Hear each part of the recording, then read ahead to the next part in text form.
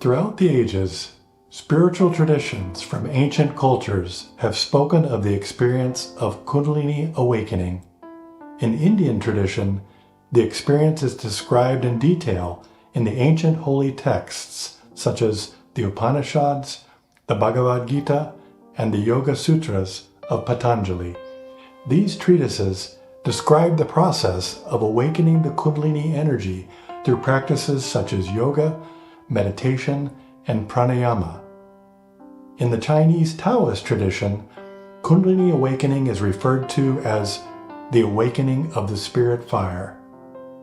Taoist practices such as qigong and nigong involve the cultivation and circulation of the energy throughout the body to achieve spiritual awakening and transformation. Even the Christian mystics speak of the process of kundalini awakening, though by different terminology.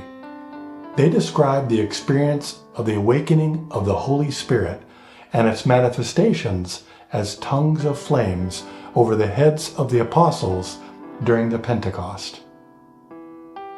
This experience has also been described by great saints of the past, though the means to achieving it and attaining the state of self-realization was never fully explained. The Indian Vedic scholar Adi Shankaracharya in the 7th and 8th century AD wrote explicitly about the awakening of kundalini in his treatise Saundarya Lahari. The Maharashtrian saint Gyaneshwara in 1275 AD described kundalini in the 5th chapter of his famous book Gyaneshwari. In the Tao Te Ching, Lao Tzu described kundalini as the spirit of the valley and said that the spirit of the valley never dies. In the ancient tradition, the experience of the awakening of kundalini was granted by one guru to one disciple, but only after many trials and tests, called as tapasya in Sanskrit, to prove one worthy. At the end of a lifetime of practice, perhaps enabling the opening of 1 or 2 chakras, there was no guarantee that the disciple would attain the state of self-realization, where the kundalini emanates from the crown of the head, connecting the individual to the all-pervading power that sustains and integrates all living things. It was not until the modern times that this all changed forever, through the efforts of a singular spiritual leader. In 1970, on a beach in western India, in the village of Nargol, Shri Mataji Nirmala Devi made the most significant spiritual breakthrough in the history of human spirituality by opening the Sahastrara Chakra at the macrocosmic level, making en masse self-realization possible for humanity.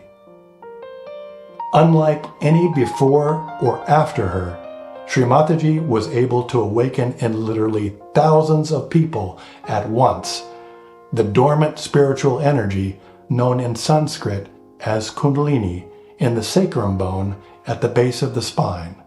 When awakened, it rises through vital energy centers along the spinal cord called chakras.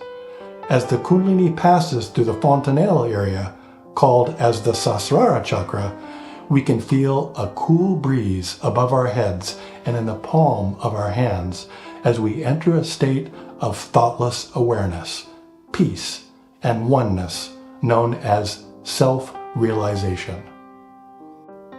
Following the opening of the Sahastrara in 1970, Shri Mataji ceaselessly traveled the world, visiting over 90 countries, granting the experience of self-realization free of cost to all who desired it. She afforded humanity the ability to experience the connection to their true selves and to begin a collective transformation of human consciousness in which people everywhere can become spiritually aware and aligned with their higher selves. She established the foundation for global transformation, which will ultimately lead to a more peaceful, harmonious, and enlightened world. As soon as Sahastrara was opened, the whole atmosphere was filled with tremendous Chaitanya, and there was tremendous light in the sky. And the whole thing came on this earth as if a torrential rain or a waterfall with such a tremendous force, as if I was unaware, got stupefied.